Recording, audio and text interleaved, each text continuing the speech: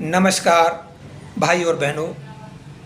बहुत ही अहम विचार इस भारत और भारतीय समाज की शिक्षा व्यवस्था, न्याय और चिकित्सा को लेकर के। तो मैं इस व्याख्यान में सिर्फ शिक्षा के बारे में बात करूंगा।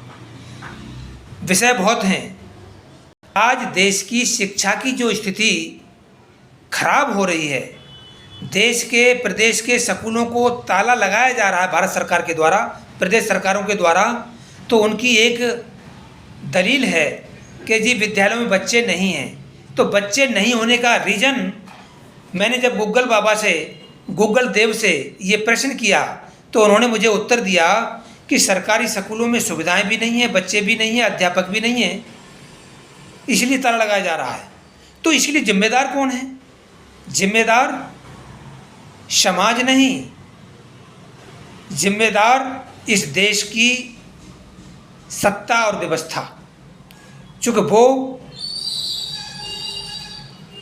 एक बतौर पेरेंट्स, बतौर संरक्षक, बतौर मुखिया होती है, और मुखिया की जिम्मेदारी होती है कि मैं अपने परिवार के लिए, अपने समाज के लिए, अपने प्रदेश के लिए, अपने राष्ट्र के लिए ऐसी सुविधाएं मुहैया कराऊं जिससे लोगों की मूलभूत सुविधाओं के साथ साथ आगे की सेवाएं और सुविधाएं उनको सही ढंग से उपलब्ध हों।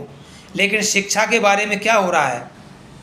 अब सरकारी स्कूलों में ना तो बिल्डिंग अच्छी है, घास खड़ी, पानी भरा हुआ है, विद्यालयों में अध्यापक नहीं आ रहे हैं, बच्चों की बाट देख रहे हैं।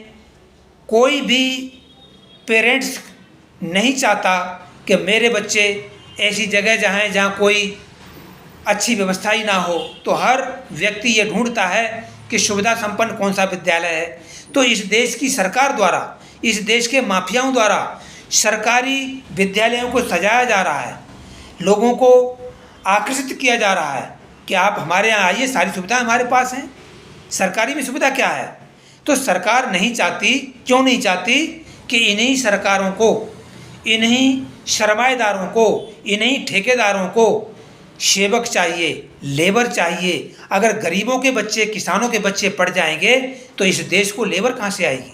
हमारे घर में काम करने वाले कहाँ से आएंगे?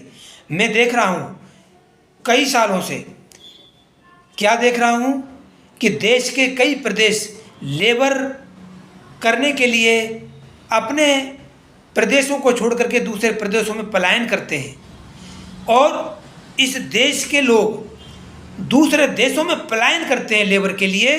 तो इस देश की व्यवस्था की जिम्मेदारी है ये, इस देश की व्यवस्था इसकी मूल जिम्मेदार है जो ऐसा देश में हो रहा है। अगर इस देश में सही समय से समुचित व्यवस्थाएं स्थापित की होती तो आज देश की जनता को, प्रदेश की जनता को पलायन नहीं करना पड़ता। तो सबसे मूल जो विषय है वो है शिक्षा का। जब तक देश की शिक्षा व्यवस्था दुरुस्त नहीं होगी, जन जन को, आम गरीब को अच्छी शिक्षा उपलब्ध नहीं होगी, तब तक ये देश गरीबी के दलदल से बाहर आ नहीं सकता है। जैसे आज हैं वैसे ही ये आगे भी रहेंगे और इनकी पीढ़ी दर पीढ़ी यही चलता रहेगा। तो इस पर गंभीरता से चिंतन और मंथन करें और विचार करें और क्वेश्चन खड़े करें कि ये हो क्या रहा है। इन्हीं शब्दों के साथ आप सबका आभार और धन्यवाद, सादर नमस्कार।